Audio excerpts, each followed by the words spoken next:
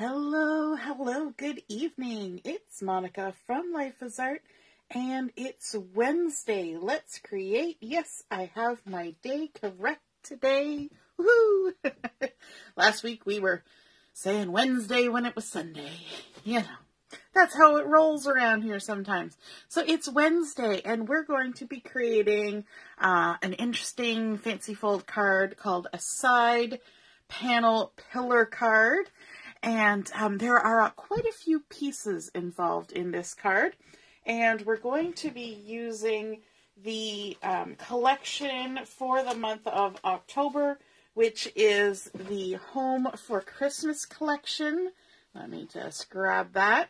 We're going to be using the Home for Christmas collection. We're also going to be using the stamp of the month for October, which is the From Owl of Us stamp set.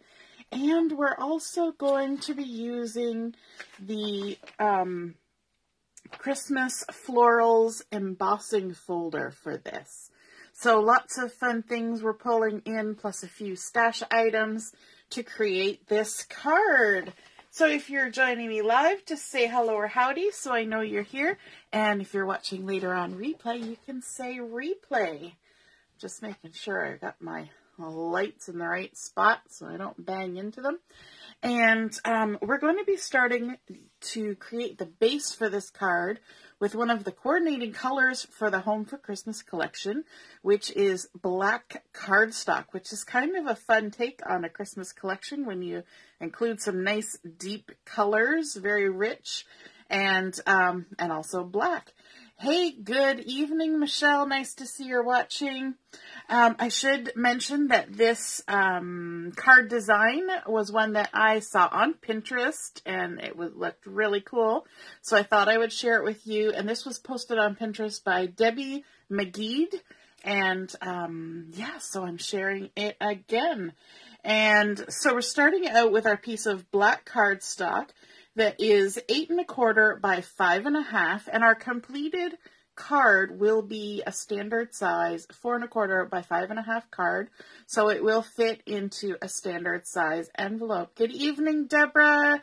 Hello, Heather. Nice to see you're watching. So we've got our black cardstock, 8 1/4 by 5 1/2. I will post the dimensions later. And we're going to line it up on our Versamark because we need to do some scoring right off the bat. So let me grab my ruler and my bone folder. That's what I score with. And we're going to do some scoring starting on the left side, going along this 8 1/4 inch length. Our first score line will be at 1 inch. So we're just going to line it up using the lines of our Versamark and just scoring it at 1 inch. Got a little catch in my throat. Then we're going to move over and we're going to score it at 2 inches. This is very difficult scoring. 1 inch, 2 inch. Can you guess what's coming next? It's a bit of a pattern. We're going to score at 3 inches. Things do get a little bit more tricky with measurements later on, but the scoring is very, very systematic. So 1 inch, 2 inch, 3 inch, and then our last one will be at 4 inches. Easy peasy. 1, 2, 3, 4. I like it when a plan comes together. Okay, and then we can go ahead and fold on those score lines. And because we have pushed down on this side, our bump side is on the back side. So we're going to fold with the bump side to the inside. And I like to make sure that everything lines up before I do my crease and burnish it down. So there's our 1 inch. Then we're going to fold, make sure everything's still nice and straight. The edges line up top and bottom. And crease it down. Give it a burnish. Then we'll go to our 3 inch score line. Line everything up. Burnish it down. Now, sometimes what happens with black cardstock, because there's a white core, you may find you'll get the little bit of white showing on the corners when you crease and fold. It's a look. If you don't like the look, you can ink those corners. I'm not going to bother. or you can use the black core cardstock, and that will eliminate that because it's black all the way through. And then we're going to crease on the 4-inch score line as well. Make sure everything lines up and crease it down. Just like that. So we started out with our 8 1/4 inch. We scored at 1, 2, 3, and 4 inches. And now we have scored on all of those. And when we fold them all up, you notice that it creates this nice little box, which is very typical of a pillar card. So we're going to have this pillar be off on the left-hand side. That means that we're going to apply some adhesive to this last 1-inch panel because that's going to be adhered to the back of the card. So let's do that first. We'll add a couple bits of adhesive onto this last panel here. Or if we go with how we scored it, it'll be the first panel. I just did that way because it's easier to score 1, 2, 3, 4 than to deal with that 1/4 inch increments that would be happening at the other end. Okay, so we've got some adhesive on our 1-inch panel that's at the end. Now, these 3 panels, we want to do a little bit of decorating on there. And so I have got some red candy apple cardstock. And I need 3 pieces because we have 3 panels. And this has been cut to 3/4 inch by 5.5. So 3/4 inch by 5.5. And we need 3 of them. I've gone ahead and put the adhesive on the back already. And then we're just going to go ahead and line these up, centering them in the middle of these 1 by 5.5 panels, just like that. So again, another 3/4 inch by 5.5 candy apple cardstock. This one, the adhesive went over the edge. We'll just fold it to the back. Easy peasy. Lining it up in the center. Doesn't black and red look so nice together? Very classic. And the last piece. There we go. In the 3rd panel, or the 4th panel, if you're counting the first one as well. There we go. Okay, now in this last panel, which when we fold this all up and have it off to the left, this last panel is actually the back of the card. And that's where we're going to do the writing on our card. So we're going to add a piece of white daisy back there. So I've got a piece of white daisy that is 4 inches by 5 1/4. And that's going to go on this back panel. We may as well stick it on there while everything's nice and flat. If you want to do some additional stamping on there or anything like that, then you can do that before you stick this panel down. I'm going to leave mine blank. And then there's lots of room to write my sentiment and whatever else I want to put on there. Now, while this black and red looks gorgeous together, I want to add a little bit of pattern on here. So I have 3 pieces of the lovely plaid pattern paper from the Home for Christmas collection. And this has been cut to 5/8 by 5 1/8. Now I know some of you don't like the 8th. The 8th. If you don't like the 8s, then you can skip the cardstock layer and just put pattern paper on there. Okay, and just make the pattern paper this size. If you don't like cutting the 8s. But the 8s are easy. It's just between 1 inch and 1/4 inch, or between 1/2 and 3/4. It's just the in-between. So we've got these 3 that have been cut to 5/8 by 5 1/8. And we're going to go ahead and center them on these red cardstock panels. Just like that. Adding a little extra pizzazz. That gorgeous wood grain is on the back of there. Every time I'm putting the plaid down and enjoying the plaid, I take a look at the wood grain and go, whoo, I like the wood grain too. But sometimes you gotta make a choice. Or buy more paper, one or the other, which I did. I had to buy 2 packs. There we go. So now we've got our plaid on there, we've got our back on, we've got our adhesive. So let's go ahead. We're going to remove the adhesive from this last panel. And what we're going to do is we're going to lay it down so that all of our decorative stuff is on facing the Versamat. We're going to fold the first 2 1-inch panels over. So we've got one of the decorated panels, and then we have this panel that has the adhesive sitting here, adhesive side up. And then all we have to do is take this panel and fold it over. And you will find that because of, you know, the thickness of papers and things, that this particular crease, that's right on the edge, may need to be adjusted. So that's why I like doing it this way.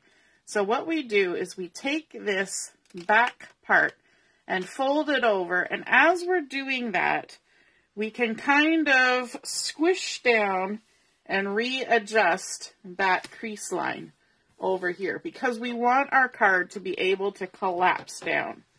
Okay, and it's not going to adjust a lot. It's basically the thickness of a piece of cardstock, and you're not going to notice it as much because we're going to have some stuff that kind of covers that up. So it just adds a little bit of ruffling along that edge, but nothing too serious. So we've got our back on, we've got all the panels of our pillar decorated. Our pillar folds nice and flat.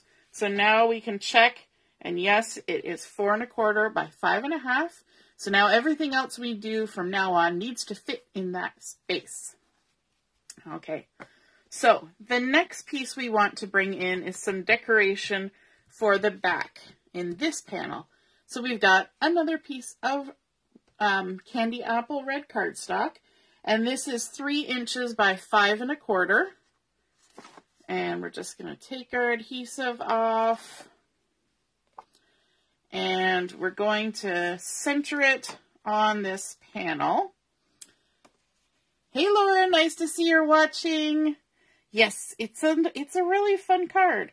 We're just going to go ahead and center this, get it where we want it, stick it down, and then because we did red cardstock and pattern paper over here, we're going to do red cardstock and pattern paper on this side. It's kind of like math, like I always say, algebra. What you do to the left side, you have to do the right side.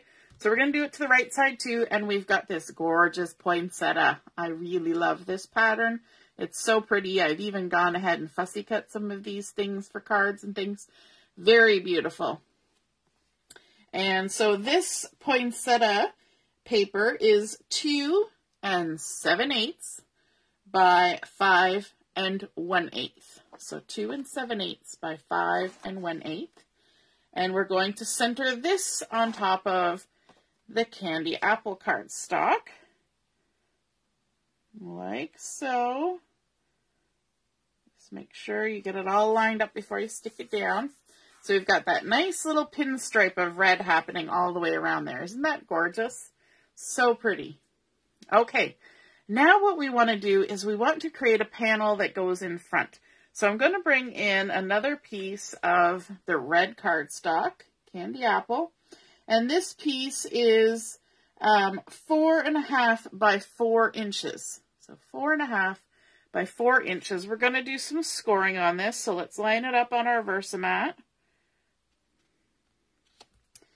And bring back our ruler. Again, this is going to be easy scoring, no worries. We're going to score it at 1/2 inch, and this is along the 4 1/2 inch side. So we've got our 4 inch side up, top to bottom.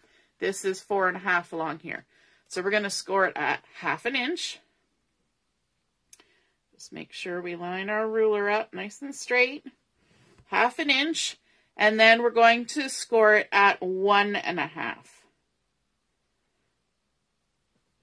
There we go. And again, because we created a dip on this side, that means our bump is on this side, and we're going to fold those with the bump side to the inside. Going to make sure everything lines up nicely. So scoring that 1/2 inch score line, creasing the 1/2 inch score line, not scoring it. And then we'll do the 1.5 inch. Make sure everything lines up. It's much easier when a card has to collapse down if all of your creasing and scoring is nice and straight. So now we have a panel. We're going to flip it upside down. And this panel is going to go on the front of this pillar and also attach to this back of the card. And so you can see that because we did that 1 inch score line, it gets the same height as our pillar. Okay, now one thing that I want to do, because if you look at this, you can see that 1 inch tab in the back behind there, and it kind of just sticks out there, has no shape to it. So what we're going to do is we're going to open this up, and we're just going to take our scissors and we're going to snip a little triangle off the corner, just like that, from the crease to the outside edge. And then we'll come over to this side. We'll do the same thing, just cut an angle. And now when we put it up against the back pattern paper, it's a little less outstanding. Let me just line things up here. It stays better when it's adhered. But now you can see that that corner just kind of fades inside. It's not as noticeable as when it's a straight 90-degree corner. So while we have this loose and free, we're going to do some decorating on this as well. So on this little side panel here, this 1 inch panel, we're going to apply some pine cardstock. So this pine cardstock has been cut to 7/8 by 3 7/8. I know, lots of eighths happening. So 7/8 by 3 7/8. And we're just going to stick that on here centered. Like so. Always a pause while we're lining things up, right? Hey Carol, nice to see you're watching. Your internet is off and on. Oh, yeah, I don't know. The weather and everything has just been kind of bleh. And then because on everything else we had a cardstock, then a pattern paper. Oh, now mine is saying the video signal. Oh, it's back again. Good. We've got our pine cardstock. So now we're going to add our poinsettia pattern paper as well. And this has been cut to 5/8 by 3 5/8. I know, getting smaller and smaller, but trust me, that's kind of the end of the small little pieces. Sort of. There's one little piece left. But so 5/8 by 3 5/8. And again, I'm going to post all the sizes so you don't have to try and furiously scribble them down as I'm going. And we're just going to stick that right on top of that green cardstock. Doesn't that pine just make everything pop? Isn't that gorgeous? Loving it. Okay, now for this larger panel here, I want to do something a little bit different.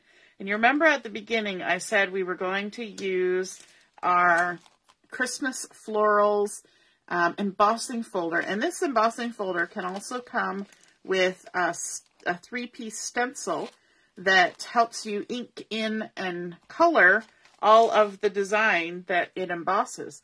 We're not going to do that. We're just going to emboss right on the cardstock and leave it as is.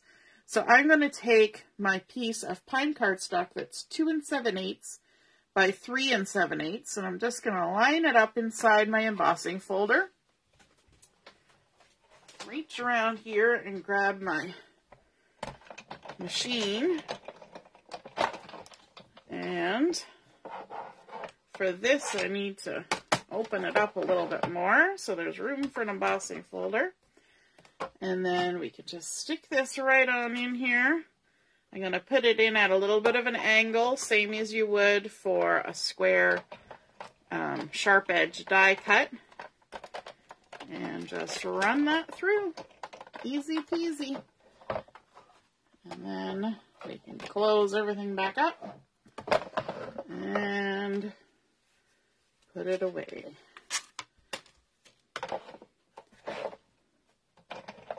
There we go. Oh, and by putting it away, I mean putting it on the floor because that's where it's stored in my craft room. All right, and now we can see the beautiful poinsettia embossing on this paper. Now again, because we have white core cardstock, sometimes when you're embossing, you get some of that white core showing through, which is actually really cool because you can take very light sandpaper and sand on this and reveal that embossing. It's so pretty. But I like this texture because we're talking Christmassy stuff. It looks like a little bit of frost on there, and I'm totally good with it. So we're going to go ahead and put some adhesive on this. And because it's embossed, not every little bit of it is going to be touching the adhesive. So I'm going to add just a little bit extra adhesive to make sure everything stays in place. And take the backing off. I'm just using my piercing tool to help me lift these. There we go. And then we can go ahead and center this on the front of this panel and have that nice little rim of red just poking out all the way around. How pretty is that with the poinsettia paper and then the poinsettia embossing? So pretty. Okay, now we need a little bit of adhesive on this tab here. So I'm actually going to do 2 lines of adhesive. I'm going to stick it down once and lift just because it's narrow, and then stick it down again like so. You could use liquid glue. You have to have got lots of patience for that. And then we can bring this in because we need to measure this side of the panel is going to be on top of this. So we need to know how much, and we know that that's 1 inch. So on the back side, making sure this doesn't stick down, we're going to apply some adhesive. We can use our Versamark in the 1 inch bounds right here. One on the edge and one a little closer to 1 inch. We're not going to get too close because, you know, we're taking our chances that way. And then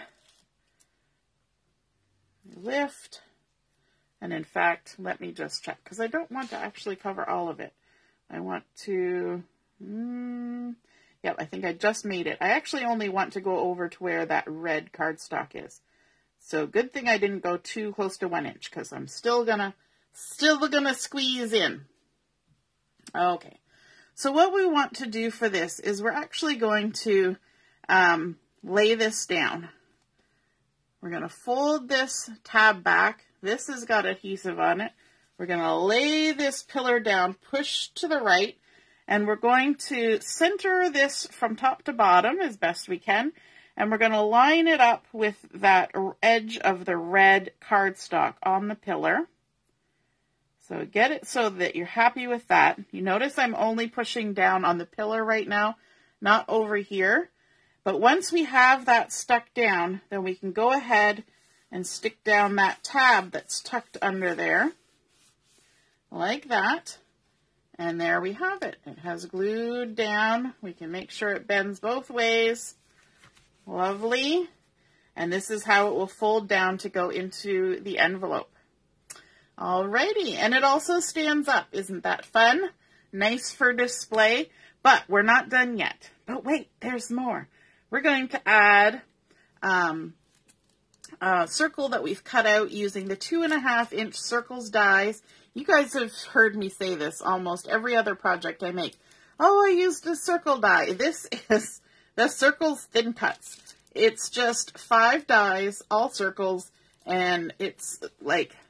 It barely ever goes back in the box because it's always on my desk. I'm always using it. It's a good tool to have. So I've cut a 2.5 inch circle, which is the second largest.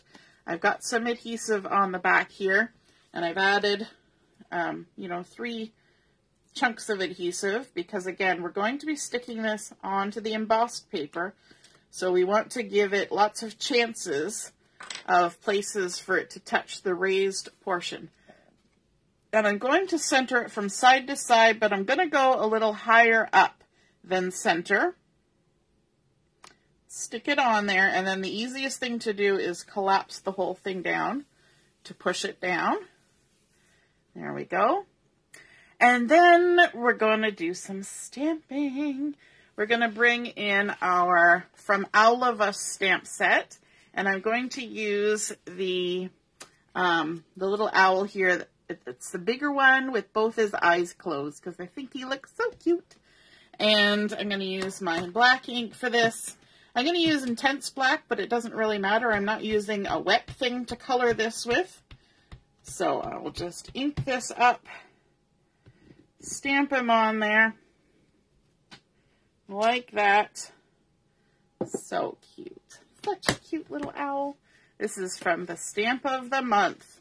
Isn't he sweet? I love how they look with their little hats and scarves. Now for this, we're going to use something new, and this is in the Essentials catalog. We're going to be using the Colorista by Spectrum Noir colored pencils. And this particular pack, we have 3 different packs. We have Vibrant Colors, we have Natural Landscape, and Perfect Portrait. Had to look in my drawer to see what the other one was. So I'm going to use the Natural Landscape, which kind of makes sense. We've got an owl. Why not? And they all come pre-sharpened, which is lovely. Whenever I do stamping for something I'm going to color, I always leave some space around the outside for testing colors. And in the case of colored pencils, the other thing besides testing the color is that you want to make sure you have a nice surface on the lead for doing your coloring. So the color I'm looking for is Mossy Green, which looks really nice with the pine. So what I'm going to do is I'm going to take my my Mossy Green, and I'm going to just color until I get a nice flat surface so that there's nothing sharp and pointy that's going to dig in to my paper. Because if you've ever used a really sharp pencil, maybe on like a pad of paper, you've used a sharp pencil or a pen, and then you go to the next page and you try to scribble something or sketch something, you will see all those marks because it actually pushes into the paper and damages the fibers. So we want to make sure we have a nice flat side to color, and then we're just going to go ahead and start very lightly. And I like to go in little circles for a lot of my coloring. It works with markers too sometimes. And I'm just going to go ahead and add a light amount of the Mossy Green on the toque here, or beanie, or hat, depending on where you live. Here we call it a toque because I'm in Canada. And just add some nice Mossy Green, just lightly, all over the rim of the toque. Okay? And then I'm going to go back and I'm going to add a little bit darker green because I want to create some shadows. So this part under his little tuft here is going to be a little bit darker. Then what I want to do is kind of give the impression of ribbing on this because that's what these lines are about. And so I'm going to do a little bit of dark green all around the edge because this is sort of rolled over, right? We roll up the cuff of our toque, or the edge of the toque. And then I'm going to go up the left side of each of these sections and just do a little bit extra with the green, just to give it a little more oomph. Okay? And that starts to build the dimension. So just going up the left side, doesn't have to be precise. We'll darken that up. So now that we've added that little bit of dark, you can see you're almost creating little L's in each of those sections. And then I'm going to go back over and just lightly add a little bit of color everywhere, and that kind of smooths all those colors together. So if you look here, this is where I've just done the little bit of extra shading, and this is the side where I've added the smoothing. And it just kind of blends it all together. It's like going back with your marker and blending out your colors. So we'll just go ahead and do that And then let's add some light color up to the top of his toque, just like we did before. Then we'll add a little bit of darker shade here and there, like that. And then we'll go over the whole thing again, just to blend it all. Then we'll do that little pom-pom, and then we'll do a little bit darker, kind of mottled, and there's his hat. Not hard, just do a couple layers, and easy peasy, lemon squeezy. Okay, let's do his scarf now. So again, making sure we have that flat side, and we're just going to go ahead and do a light coloring first. Have any of you tried these pencil crayons yet? They're lovely. My daughter, who has much more pricey pencil crayons because she's in the arts program at her school, so she's got lots of fancy art supplies. She tried them. She says they're not quite the same as her fancy ones, but they're very good. So I'll take her word for them. So now that I've lightly colored the whole scarf, I'm going to go underneath these little feathers here at the bottom and just add a little bit of shadow, a little bit of darkness all under there, right? Because we're going to have shade. And then maybe under this little ridge and right at the very bottom, like that. And then on these, this outside one, we're going to make it darker because it's kind of tucked in behind. And this one we'll add a little bit on each thing, and then we'll just color over the whole thing. Just lightly. It doesn't need a lot. And there we go. We've created a nice little shaded scarf for our super cute owl. And that was the mossy green. Now I want to color the owl itself, and I'm going to start with oak tree. I love the names of these. So again, we're going to make sure we have a flat side. And I'm just going to color the entire owl with a nice light coating of oak tree. Just over the whole thing. Again, just going in little circles. Eyes, nose, everything. It's all getting a layer of oak tree. Just a base to start with. Okay. A little wing. His tummy. And his little feeties. Okay. Then I'm going to switch to hawthorn. They're definitely very natural, outdoorsy colors. Hawthorn. Going to make sure we have a flat side. There we go. And now we're going to start adding a little bit of color everywhere, just to amp up that color a little bit. So we're going to do the same process. We're just going to color over the whole owl. So we're just blending those two colors together. So cute. I love how they got them looking like they're having a little snooze. So again, everything, including the feet and the beaks. And then we're going to start adding a little extra color. So we're going to add a little bit darker there on his peak. We're going to add a little shadow on the underside of these feathers. And then we're going to go on the underside of the toque where it's casting a shadow. And on this side of his face. And under his chin.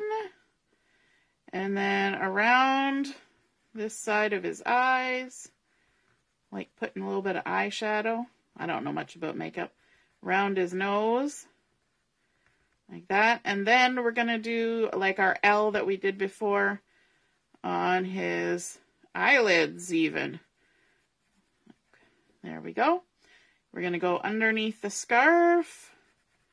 We're going to go under the wing, along the scarf, under these little feathery tufts, and along the bottom. And then we're just going to blend everything.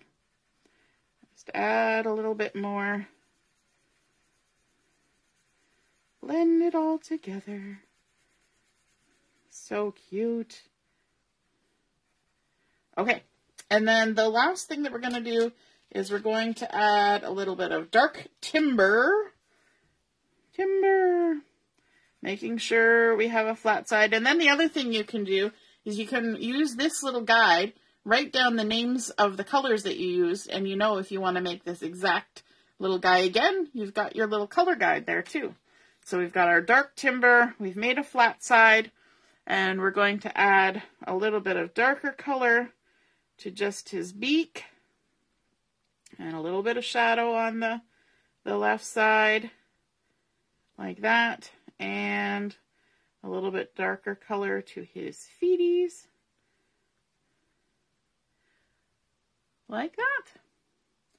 And that is it. So again, those were the Natural Landscape Colorista colored pencils. Super fun. New in the Essentials catalog. Now that we've finished him, woohoo, we get to do this. Now this particular stamp of the month, they're trying something new, and you can get this stamp of the month with thin cuts. You certainly can. I didn't, but you can. So we're going to go quickly and fussy cut out this cute little sleeping owl. Must be daytime. They're nocturnal, so he's having a little snooze, getting ready for nighttime. All the way around. We're going to pivot our paper while we're fussy cutting. Get rid of any extra paper as we go. Leave a little halo of the white around the edge. That's our little insurance policy so that we don't take too much and give him a weird haircut. Or feather cut. Around his wing. Up and over his scarf. And gonna go around his little feather tufts here. And over the cheek. And then we're done. Easy peasy. All the way around. Like so. Okay, awesome. Now let's bring in our card. We're going to have this little guy, but we need to add our sentiment on here.